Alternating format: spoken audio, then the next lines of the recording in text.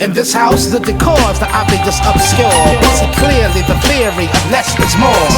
A plant of pet books on a shelf, and a frame on the wall where you can picture yourself. And you're welcome to stay, but even your company must complement the feng shui. Even down to what I have on, they do wonder to what extent I have gone. Tailor the tapered contour to the curve, demanding the attention that it does deserve.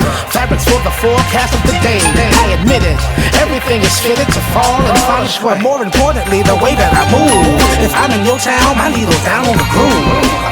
On sight, they know my song, and it ain't slow and it sure ain't long.